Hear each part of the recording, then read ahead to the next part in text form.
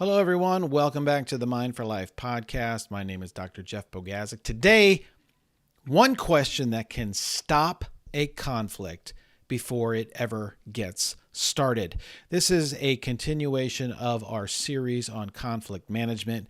If you're interested in learning how to manage conflict better, this series is basically a short course in how to do that. I'd encourage you to go back and look at some of the other episodes prior to this one to kind of get you a little bit of a foundation. But one of the things that is a challenge in conflict, tell me if you've been in this situation. You get in a heated argument with someone, only to realize later that you're both saying the same thing. You weren't actually disagreeing. You just misunderstood each other.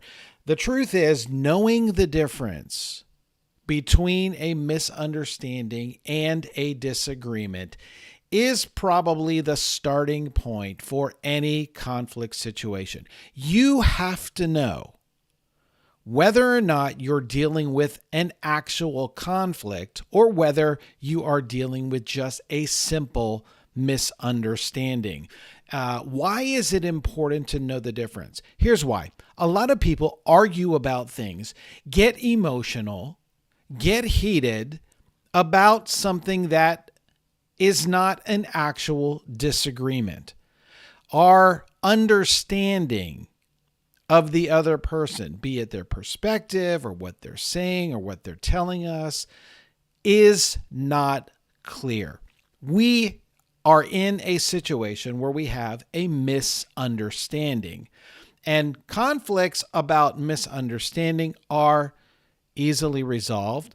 Conflicts about disagreements, we're talking about now differences of opinion, differences of value-based judgments and decisions that we do not agree on. Those things can tend to be more challenging to manage. Two things. Misunderstandings can be resolved if we address the emotions. So let's talk about that. A misunderstanding, what is it? A misunderstanding is a breakdown in communication. We have the same goals, we have the same views, we have the same understandings, but we are interpreting the information differently. Why? Why does it happen? Sometimes there is, we might call it ambiguous language, right? We are vague, or we say something that to us means something, but to someone else that means something different. Sometimes we are not giving the full context of what happened, right? You say something, but you understand all of the background history and everything surrounding that. The other person just takes the words, and when you lift the words out of the background situation and scenario, you miss the context, and that provides a misunderstanding. You've been in that situation where you say something to someone and they go, what, blah, blah, blah. They start saying something about this, and then that you don't understand why are they not getting it? And then you say, well, because this happened, and you give all the background. They go, oh, I get it. That's a resolved misunderstanding. Sometimes we have different assumptions. We assume something different from the other person. They are assuming one thing, we are assuming another thing. And you have heard the breakdown of what happens when you assume. Break that word down into its phrases, and it makes you look foolish, if we can say it that way.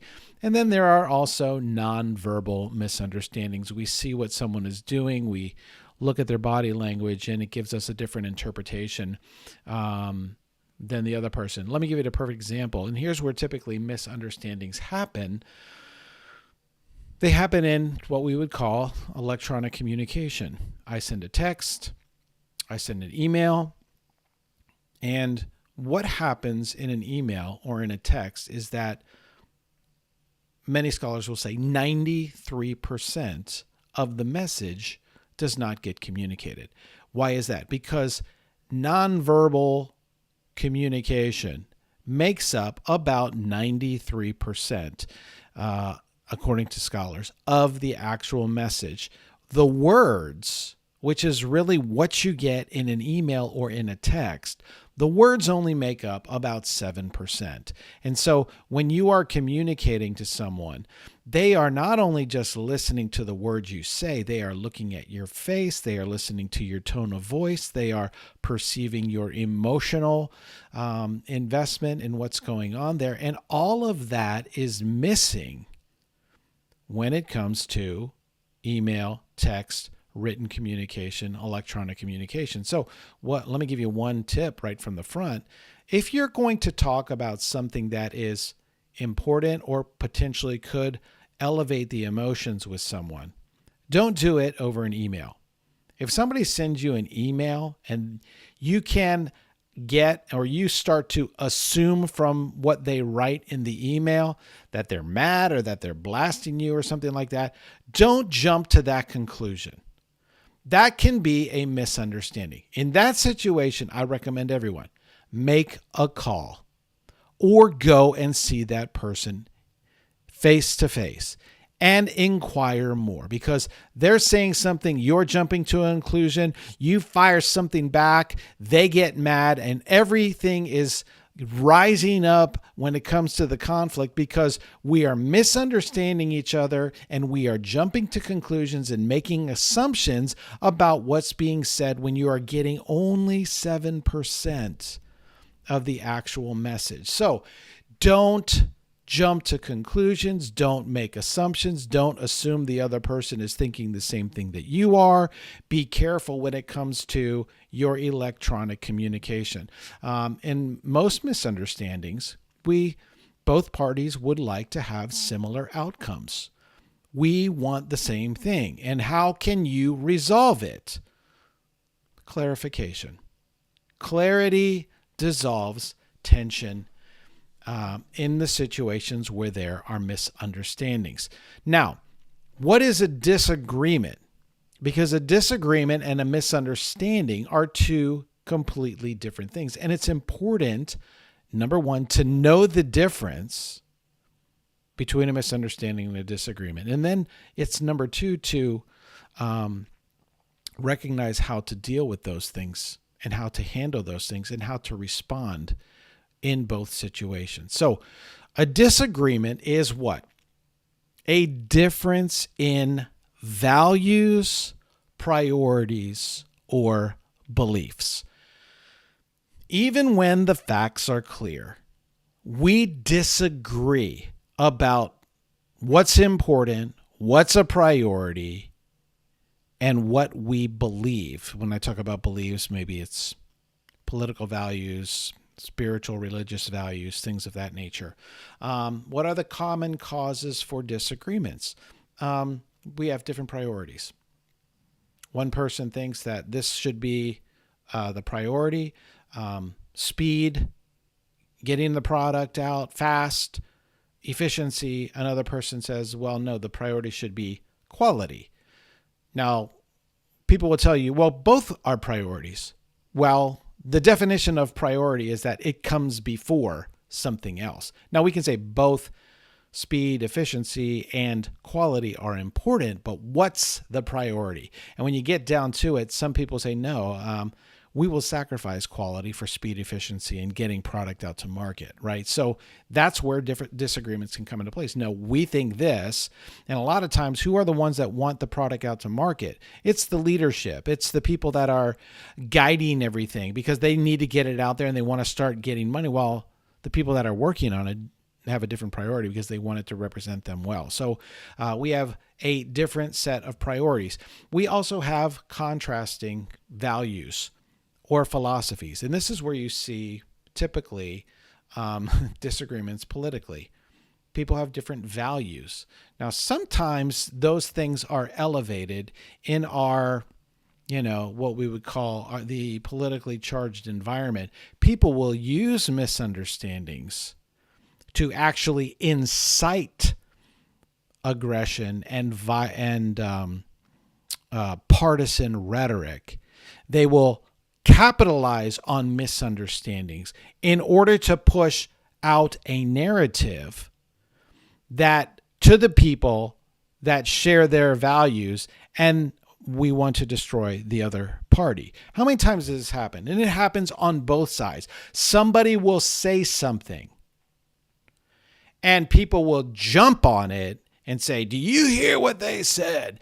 That's why they're evil. And that is a misunderstanding that has been capitalized on in order to advance and further the divide and the disagreement. Just understand this. Politicians, they say we want to work together. They don't. They don't want to work together. Their whole goal is to divide, is to make our side, whatever side you're on, look like the good guys and make the other side look like the bad guys. Now, they will say, we want to work together, and they will use respectful language. But politics is about smashing the opponent into the ground. The nicest politicians, their whole goal is what? What's the dirt we can dig up on that person? How can we destroy them politically? Because politics, in a sense, is a win-lose game. One person wins, one party wins, one party loses. It's a power game. And so different conflicting values bring about disagreements, conflicting philosophies, and competing interests. They will tell you in negotiations to seek win-win solutions.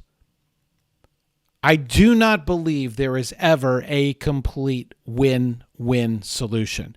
While both parties might get something they want, a win-win solution is either I win and you lose, but I convinced you that it was a win for you, and you're happy enough to go along with it, or it is a lose-lose, where we both are getting something, but we're giving something up in order to make the deal work. So, disagreements come whenever there are limited resources, limited time, limitations on space, because limitations inevitably bring about decisions on interests, values, and priorities. Whenever there are interests, values, and priorities that are at play, that's where disagreements, because I have an interest, you do not share that interest. Now we need to negotiate, try to resolve, try to manage it. I have a value, you do not share that value, or you have a competing value. We need to resolve that, negotiate that, work through that. In many cases, if you're in business or you're at work, well, who wins?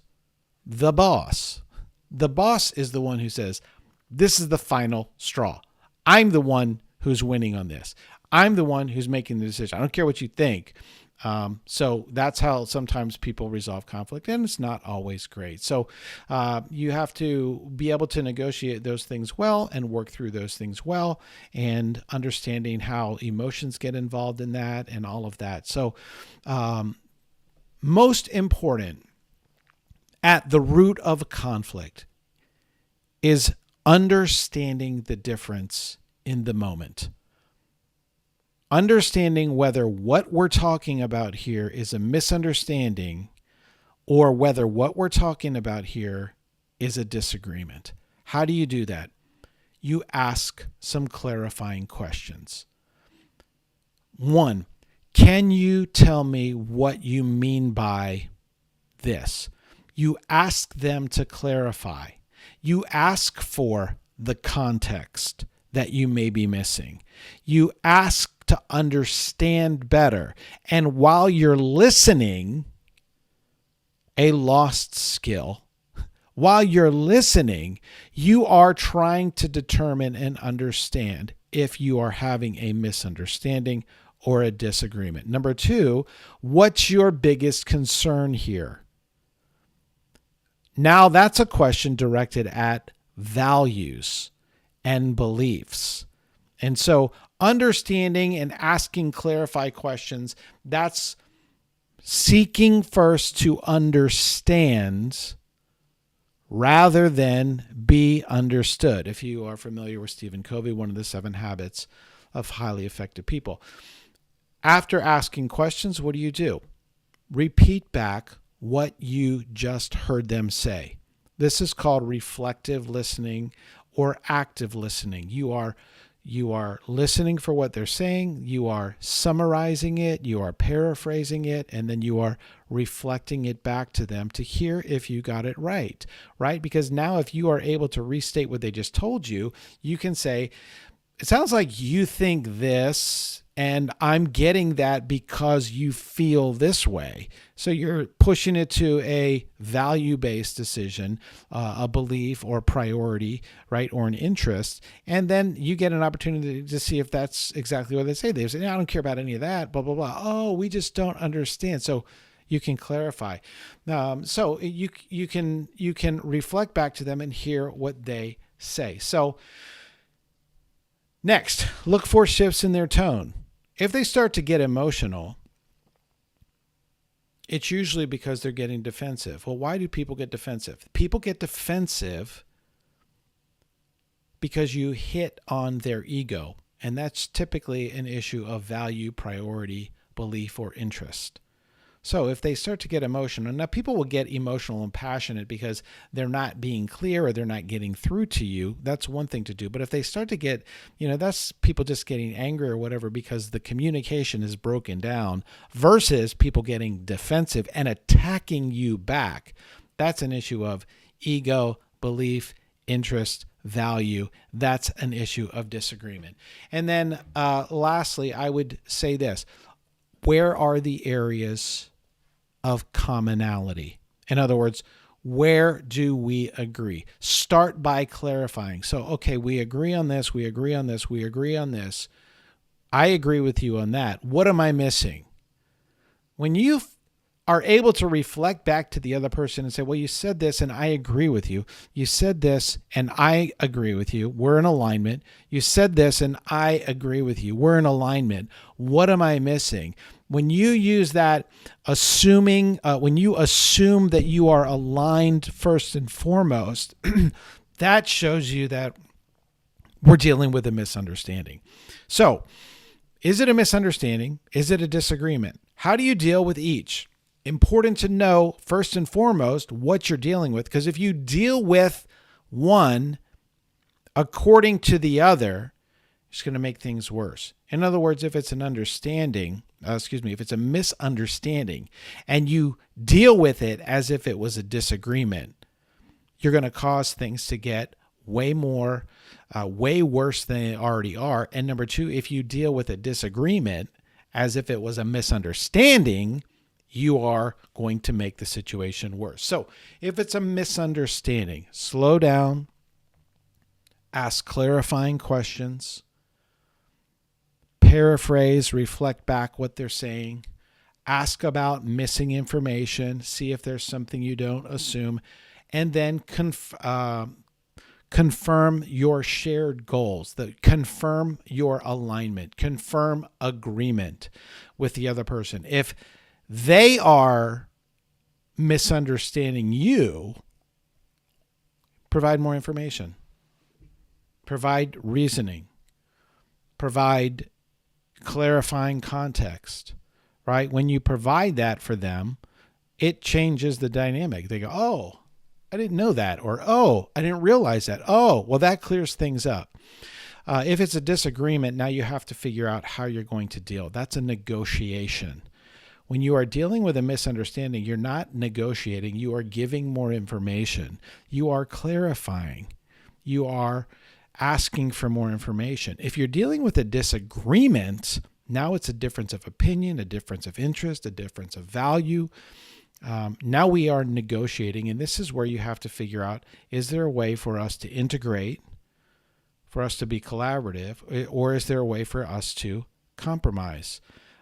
Is there a way then, if neither of those are possible, for us to respectfully acknowledge our differences and move forward?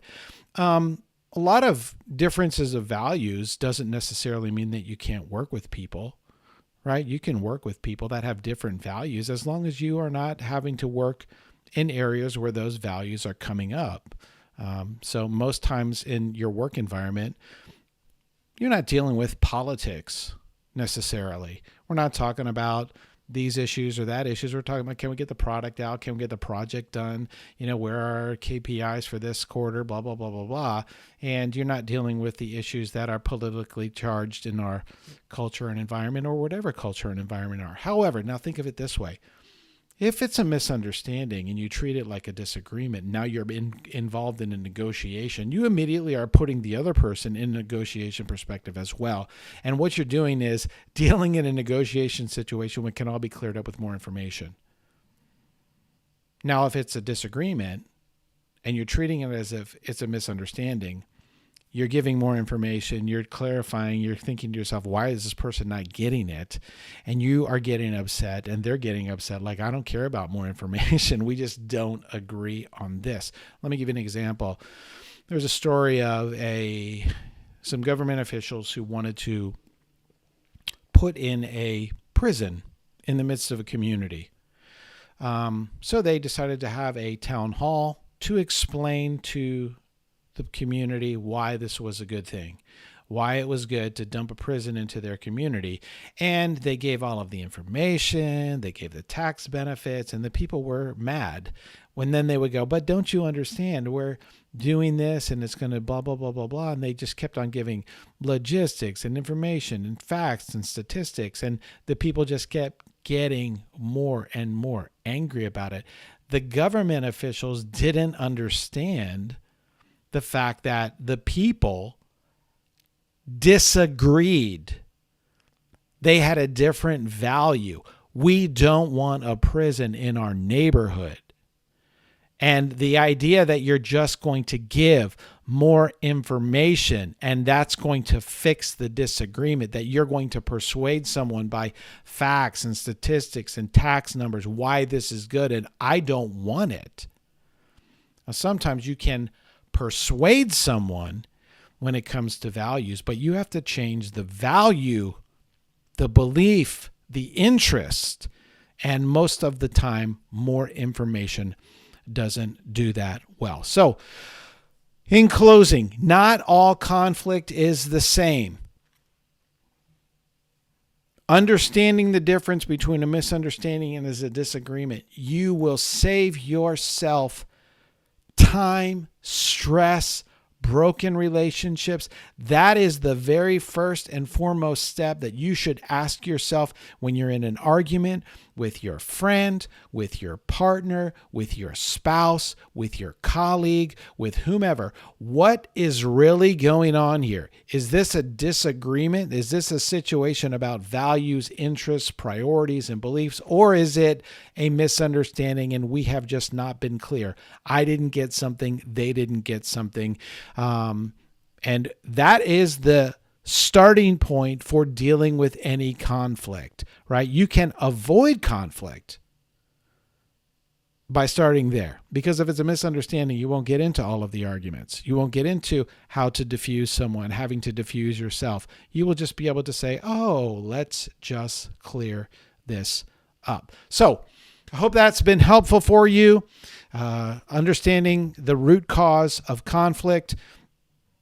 If you have any situations where you've been in a conflict, maybe you can go back and look at those and recognize, boy, this was a situation that I had and I dealt with it wrong, right? Learning how to manage conflict effectively starts with understanding whether we're talking about a misunderstanding or a disagreement. So think about that the next time you're in an argument with someone. Appreciate you watching or listening wherever you are.